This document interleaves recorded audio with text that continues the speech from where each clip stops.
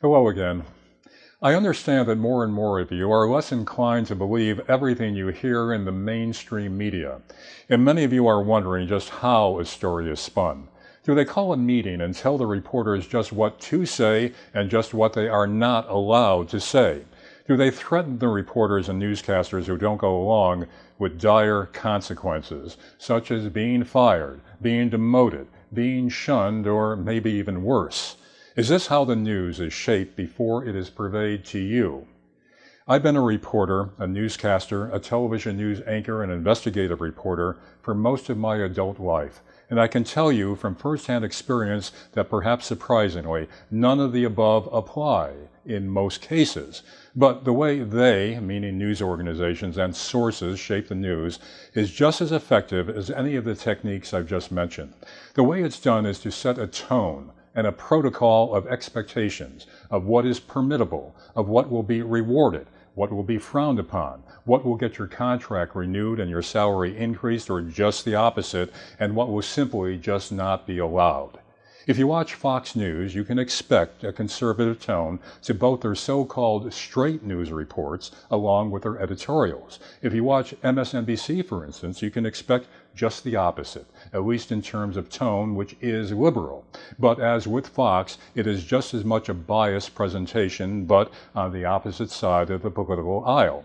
From the other networks and news outlets, it's pretty much the same in varying degrees, and in general not as blatant, but the bias is still there. Here are some of the ways it's done. The first thing is to report the facts the way they want to report them. Now, the first thing you learn as a journalist is not to repeat anything as fact unless it can be thoroughly substantiated. For instance, you don't say that John Smith is on trial for murdering his wife, or John Smith murdered his wife last week and now he's headed to trial. Until Mr. Smith has been convicted by a jury, you cannot say that he did it. You must say that he is charged with murdering his wife. Police say he murdered his wife, or according to authorities, he murdered his wife.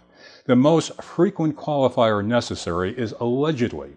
John Smith, who allegedly murdered his wife, is charged with first-degree murder after Smith, who is said to be an ultra-conservative Fox viewer, allegedly bludgeoned his wife to death with a laptop computer on which she was viewing an MSNBC newscast.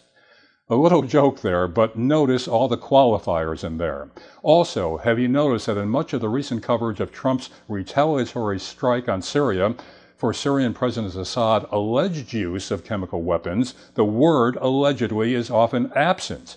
Many reports, both editorials and supposedly straight news stories, leave out the allegedly, reporting it instead as a fact.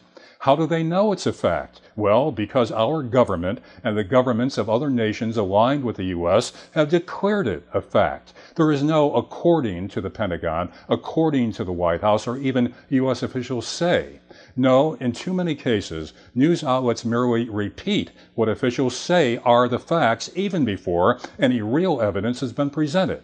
It is a form of the big lie technique. Say something often enough, say it forcefully enough, and repeat something over and over and over again, and have it repeated throughout the media and in all government circles, then soon it becomes established as fact, no longer questioned, doubted, or alleged, even though there is no actual reason to accept it as established fact. Now, that's just one of the ways in which the news is spun. In our next segment, we will explore another technique, and that is what I call sins of omission, not commission. And in other words, it's not just what you say, it's also what you do not say. In the meantime, stay curious, stay informed, and please, stay safe.